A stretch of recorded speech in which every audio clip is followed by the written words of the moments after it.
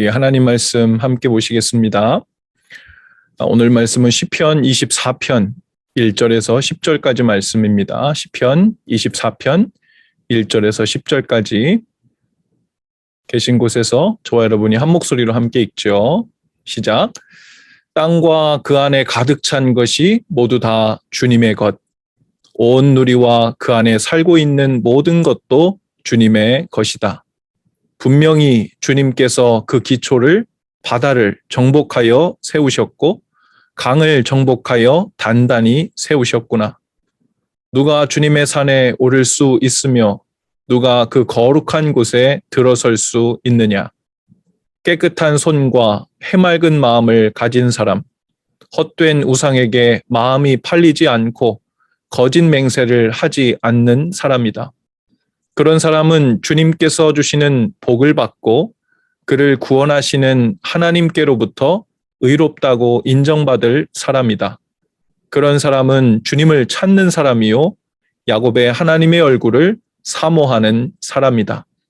문들아 너희 머리를 들어라. 영원한 문들아 활짝 열려라. 영광의 왕께서 들어가신다.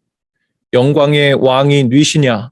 힘이 세고 용맹하신 주님이시다. 전쟁의 용사이신 주님이시다. 문들아 너희 머리를 들어라. 영원한 문들아 활짝 열려라. 영광의 왕께서 들어가신다. 영광의 왕이 누시냐? 만군의 주님, 그분이야말로 영광의 왕이시다. 아멘. 오늘 말씀은 아까 제가 그 서두에 말씀드렸던 것처럼 성소의 언약궤, 즉 법궤라고도 이야기하죠. 언약궤를 메고 가면서 불렀던 노래입니다. 우리가 구약 성경을 읽어보면요, 그 언약궤의 이동 경로에 따른 또 여러 이야기들이 많이 나오는데 한 번은 이스라엘이 블레셋 사람들에게 전쟁 중에 언약궤를 뺏기는 일이 있었어요. 그리고 블레셋 사람들이 그 뺏은 언약궤, 그 언약궤는 하나님의 임재가 있는 것인데 그것을 보물로만 그냥 여긴 거죠. 그래서 그 언약궤를 전쟁에서 뺏어다가 자기네 진영에 두었는데 그 언약궤가 자기들 안에 오니까 자꾸 재앙이 일어나는 거예요. 더 이상 견딜 수가 없어서 그 언약궤를 기럇 여아림이라는 곳으로 보냅니다. 그런데요, 이 언약궤가 기럇 여아림 이런 곳으로 이동하니까요, 그곳에서는 이 언약궤가 재앙을 불러오는 게 아니라 엄청난 복이 임합니다. 그 언약궤로 인해서 하나님의 임재가 있었던 곳이죠. 무려 20년 동안이나 하나님께서 기럇 여아림에 엄청난 복을 내려주셨어요. 그리고서는 이제 다윗이 그 오랜 시간 기다린 후에 기럇 여아림에서 이제 그 성전이 있는 시온산으로 이제 법궤, 언약궤를 옮겨오고자 하죠. 그래서 온 백성들을 모으고 수금, 비파, 소고, 제금, 나팔, 뭐 각종 악기를 막 연주하고 그럴 때 부른 노래예요. 신약 시대에서도 이 노래, 구약에 있었던 시편의 노래를 부른 때가 있었는데 바로 예수 그리스도께서 승천하신 날을 기념할 때 이 시를 낭송하고 불렀다는 겁니다. 문들아 문을 열어라. 예. 영광의 왕께서 들어가신다. 머릿속에 어떤 게 상상되세요? 하늘문이 열리는 거예요. 천국이 열리는 거예요. 영광의 왕께서 들어가실 때 영원한 문들이 활짝 열려서 주인을 맞아들이는 그런 거죠. 1절과 2절에 보면요, 그 내용을 보면 이런 이야기 나와요. 이 세상의 모든 것이 다 주님의 것이다. 하나님께서 이 모든 것을 다 만드신 창조주이시다. 그리고 하나님을 찬양하고 높입니다. 그리고 3절에 가면 누가 주님의 산에 오를 수 있으며 누가 그 거룩한 곳에 들어설 수 있느냐라고 말합니다. 지금 1, 2절에서 하나님이 창조주이시고 만물을 지으신 분이심을 노래하고 영광 돌렸어요. 그리고 3절에서는요, 창조주 하나님을 만날 수 있는 사람이 누구인가? 그걸 묻는 거예요. 아무나 만날 수 없죠. 여호와의 언약궤가 기럇 여아림에 오기 전에 언약궤는요, 그 전엔 벳세메스라는 곳에 있었거든요. 근데 그 벳세메스란에 있는 그 마을 사람들은 그 하나님의 임재가 있는 언약궤를 경외하지도 않았고 엎드려 경배하지도 않았어요. 그 당시의 언약궤는 하나님의 임재와 다름없었어요. 그래서 그 언약궤는 함부로 만져서도 안 되고 가까이 가서도 안 돼요. 아주 경외하는 마음으로 하나님께 묻고 하는 일들이 있어야 되는데 그 경외하는 마음이 없었어요. 그리고서는 그냥 세상에서 신기한 물건을 봤다는 듯 호기심으로 얘기를 들어보니까 저것 때문에 복도 받기도 하고 재앙도 받기도 했다는데 저 안에 뭐가 들었나 좀 볼까? 그냥 그런 마음으로 요술램프 바라보듯 언약궤를 함부로 만지고 그것을 열어보다가 순식간에 70명이 그 마을 사람이 다 죽어버렸어요. 그런 일들이 벳세메스에서 일어났다고요? 하나님의 언약궤가 기럇 여아림으로 있을 때는 놀라운 복의 근원이 됐는데 이렇게 벳세메스의 어떤 사람들에게는 무서운 재앙을 가져오는 존재가 되기도 했습니다. 이 원인이 어디에 있었습니까? 바로 하나님의 임재가 있는 언약궤를 어떻게 여기고 어떻게 받아들였는가에 대해서 하나님의 이 임재가 완전히 다른 양상이 되어버린 거죠.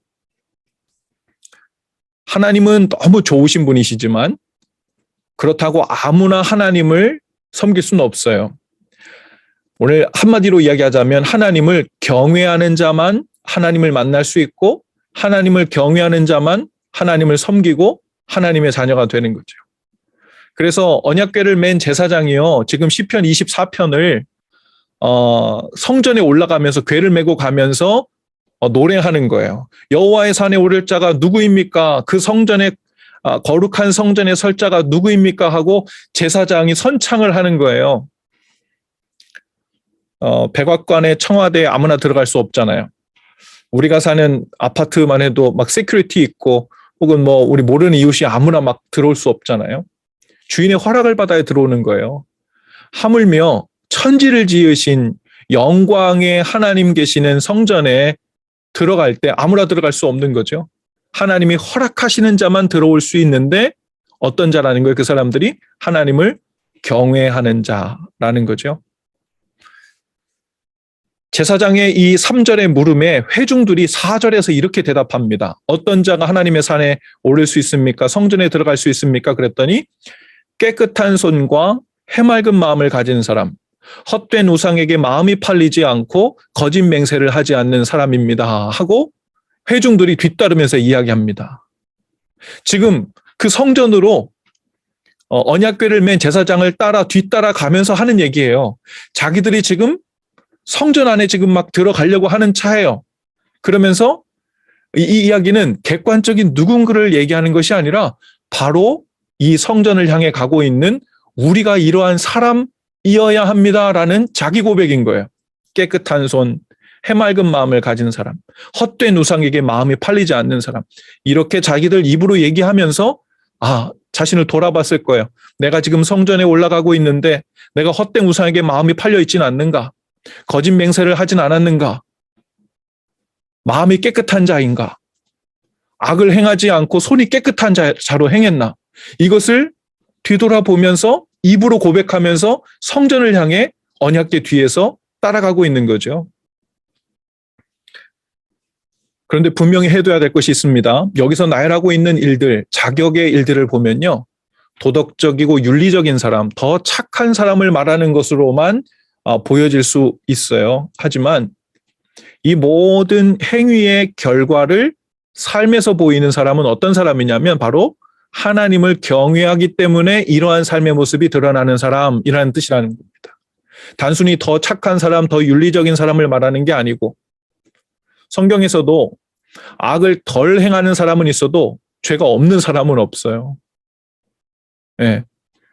악을 떠나려고 죄를 멀리하려고 하는 사람, 하나님을 경외하기 때문에 우상을 멀리하는 사람, 하나님을 경외하기 때문에 거짓 맹세를 하지 않는 사람, 그 초점은요, 바로 하나님을 경외하기 때문에 그의 삶에서 이러이러한 모습이 드러나는 사람이 바로 경외하는 사람이고 그 경외에 증거함이 있는 사람들이 바로 하나님께 나아간다 이 얘기를 하고 있는 거죠. 성경에도 보면요. 이러이러한 것을 행하는 사람을 하나님이 기뻐하신다. 이러이러한 것을 행하지 않는 자들을 하나님께서 기뻐하지 않으신다라는 이런 형식의 표현들이 곳곳에 많이 나옵니다. 율법을 설명할 때도 많이 나오고요. 그런데 우리가 잘못 읽으면 단순히 윤리적이고 착한 행동을 하기만 하면 하나님이 그런 행동을 좋아하시기 때문에 받아들이신다, 이렇게 오해할 수 있어요. 그것이 아니고 그 모든 행위는 결과물이에요. 근데 그 결과로 나아가는 동기가 무엇이냐면 하나님을 경외하기 때문에 그렇게 삶으로 행위들이 드러나는 것을 이야기하는 겁니다. 5절과 6절을 보세요. 그렇게 행하는 자들, 하나님을 경외하는 삶의 그런 증거가 있는 사람들은 어떤 사람들이냐고 얘기하죠? 주께 복을 받는답니다. 그리고 그런 사람은 하나님이 의롭다고 인정하는 사람이라고 이야기합니다. 6절에 가면 이렇게 얘기해요. 그런 사람이 어떤 사람이래요? 주님을 찾는 사람이라는 거예요. 네, 지금 아까 얘기했던 그런 그냥 선하고 착한 일을 행하는 것처럼 보이는 그 일을 행한 사람이 어떤 사람이냐? 바로 주님을 찾는 사람이라는 거예요. 또 야곱의 하나님의 얼굴을 사모하고 구하는 사람이라는 거예요. 즉 하나님을 경외하기 때문에 이러한 삶의 증거가 드러나는 사람이라는 거죠. 하나님을 찾는 사람, 하나님의 얼굴을 구하는 사람이 그 삶에서 그 경외함의 증거로 손을 깨끗하게 하고 우상을 멀리하고 거짓 맹세하지 않는 일들이 나타나고 있는 겁니다. 오해하지 마세요. 행위로 구원 얻는다는 말이 아니고 비록 완전하지 않아도 하나님 경외하는 것을 삶으로 진실하게 보이는 일이 우리 삶 가운데 나타나야 한다는 것입니다. 하나님을 경외한다는 말은 단순히 하나님 찬양합니다라는 입술의 고백만이 아니라는 거예요. 성전에 올라가고 예배하러 나아가고 교회에 나올 때 우리의 마음을 돌아보면서 내가 내 행위를 돌아보며 내가 하나님을 경외함으로 주님 앞에 나가고 있는지를 돌아보는 일, 그것이 중요합니다. 7절에 보니까요. 문들아 너희 머리를 들지어다. 영원한 문들아 들릴지어다. 영광의 왕이 들어가시리로다. 이제 제사장과 모든 회중이 함께 합창을 합니다. 영광의 왕 하나님께서 들어가신다. 문들은 머리를 들고 여호와를 영접하라. 성전 문이 있었겠죠. 그 성전에 들어올 수 있는 자격을 갖춘 자, 못 갖춘 자를 말하자면 그 문이 막아서잖아요. 그런데 영광의 왕께서 들어가시니 그 문을 활짝 열라는 거예요. 문들아 머리를 들라는 거예요. 무슨 말입니까? 활짝 열라는 이야기예요. 영광의 왕께서 들어오신다. 아까도 말씀드렸듯이 이것이 예수님이 승천하신 날을 기념하면서 이 노래를 부른 이유가 또한 하늘나라의 하늘문이 활짝 열리는 것을 기억하고 상상하면서 문들아 열릴지어다. 영광의 왕께서 들어가신다. 승천하시는 예수님께서 그 본향으로 그리고 하늘나라로 들어가시는 모습을 그리면서 이 노래를 했다는 겁니다. 8절에 보면요. 제사장이 다시 물어요. 영광의 왕이 누구신가? 그러자 회중이 대답합니다. 그분은 강하고 능하신 여호와이시다. 전쟁에 능한 여호와이시다. 천지를 창조하신 하나님은 전능하신 하나님입니다. 얘기합니다. 여러분, 온 회중이 영광의 왕이 들어가는 것을 노래합니다. 그리고 여호와께서 영광의 왕이심을 반복해서 계속 고백하고 있어요. 그리고 그 하나님은 어떤 분이시냐면 전쟁에 능하신 주님이시래요. 전쟁에 능하신, 승리를 가져오신 분이시고 우리 삶에서 일어나는 크고 작은 모든 일들 속에서 악한 것을 멸하시고 정의를 실현하시며 또 우리를 향한 가장 좋은 것을 주시기 위하여 싸우시고 승리를 주시는 바로 그분, 전쟁에 능하신 분. 이스라엘 백성들은 바로 전쟁에 능하신 하나님을 고백했어요. 그들이 경험한 삶의 모습 속에서는 싸우셔서 승리하시는 하나님이 대부분 차지했거든요. 가나안 땅에 들어가기 전에도, 가나안에서 정복 전쟁을 할 때에도, 또 광야 생활할 때도 수많은 전쟁과 싸움 가운데서 승리를 주신 하나님. 그래서요, 이방 족속들이 이스라엘 민족의 하나님 여호와 신을 얘기하면서 싸움신이라고 얘기했어요. 싸움에 능한 신이다. 그냥 단순히 하나님께서는 싸움을 좋아하시는 그런 신이 아니라 항상 이기시고 지는 법이 없으시고 지는 것 같았지만 결국 놓치지 아니하시고 승리하시고 주님의 뜻을 이루어 내시고야 마시는 틀림없으신 그 하나님, 그 영광의 신, 천지를 지으신 우리의 영광을 받아 마땅하신 하나님을 얘기하는 겁니다. 지금 우크라이나의 전쟁의 소식이 들려오고 있습니다. 우리가 오늘부터 정오 1분 기도도 우리가 함께 시작했는데요. 우리가 기도는 하는데 때로는 이렇게 느껴질 때도 있죠. 하나님은 왜 금방 즉시로 개입해 주셔서 전쟁을 멈춰 주시지 않거나 혹은 이 모든 위험에서 고통에서 사람들을 당장 구해 주시지 않나 하는 의문이 들 때도 있습니다. 하지만 성경에 보면요. 이와 비슷한 상황이 무지 많아요.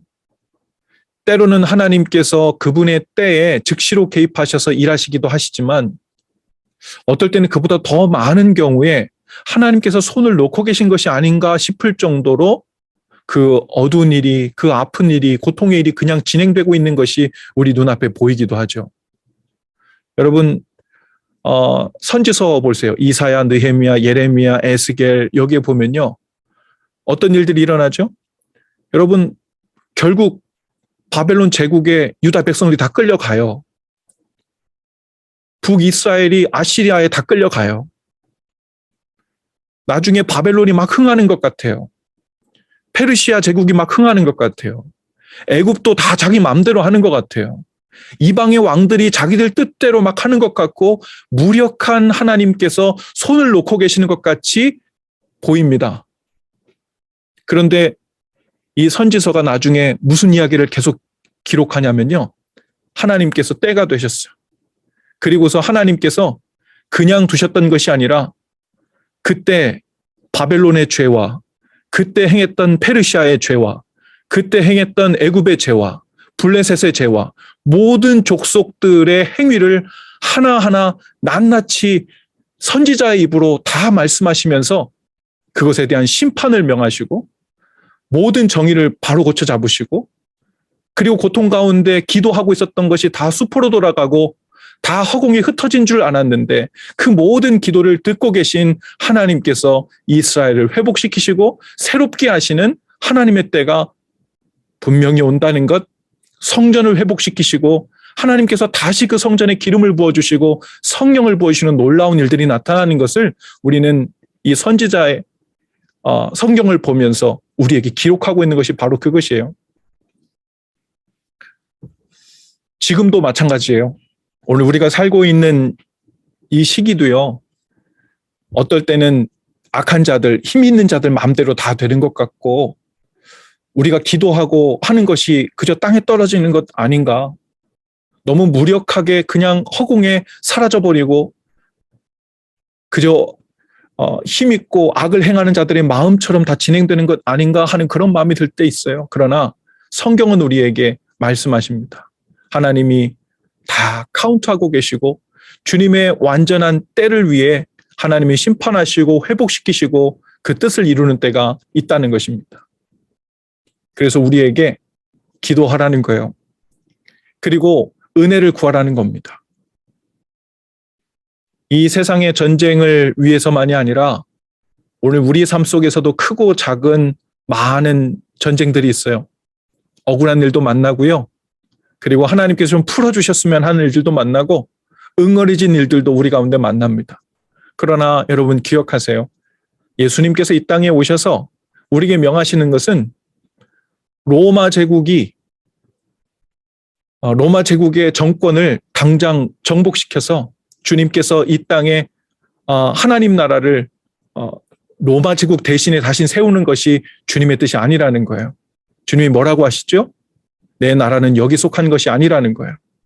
사람들이 볼 때는 아무 일도 일어나지 않고 무력하게 로마 제국의 마음대로 다 되는 것 같은데 예수님께서는 지금 내가 아무 일도 하지 않고 있는 게 아니라는 거예요. 나는 나라를 세우고 있다. 눈에 보이지 않는 나의 나라.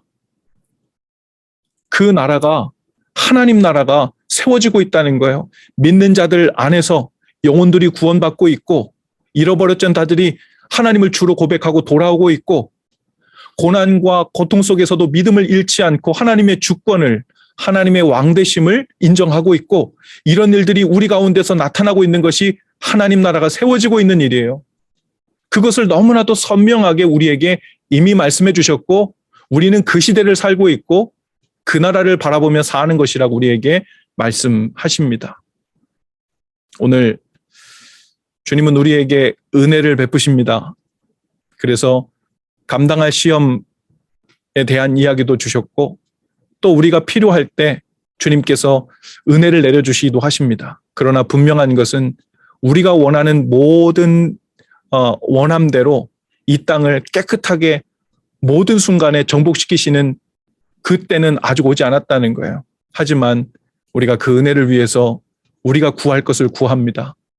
그러면 하나님께서는 그분의 전능하신 손으로 지는 법이 없으신 주님의 손으로 완전한 그분의 승리를 우리에게도 주시고 또 그분의 승리를 취하실 줄로 믿습니다. 오늘 온 백성들이 나아가면서 영원한 문들아 영광의 왕이 들어가신다 라는 이 놀라운 가슴 벅찬 고백을 했던 것처럼 하나님 앞에 나아가는 우리도 영광의 왕이 들어가신다. 이 고백이 우리 가운데 있게 되기를 바랍니다.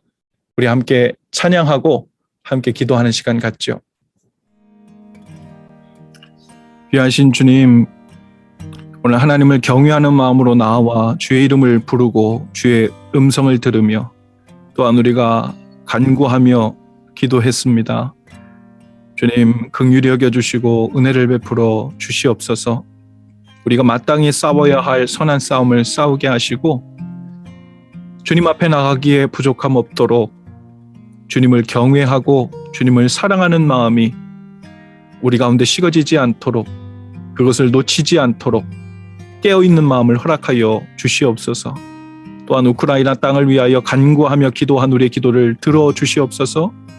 많은 생명들을 구원하시되 알지 못하고 악에 빠져 혹은 그의 도구로 쓰임받고 있는 이들도 불쌍히 여기시고 긍휼히 여겨주셔서 하나님의 사랑을 알게 하시고 보이지 않는 하나님의 영광스러운 나라를 위해 힘을 쓰고 능력을 사용하는 복된 삶으로 주님 인도하여 주옵소서.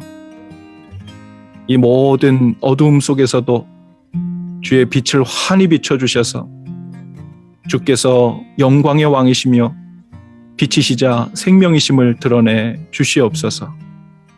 감사하며 예수님의 이름으로 기도합니다. 아멘.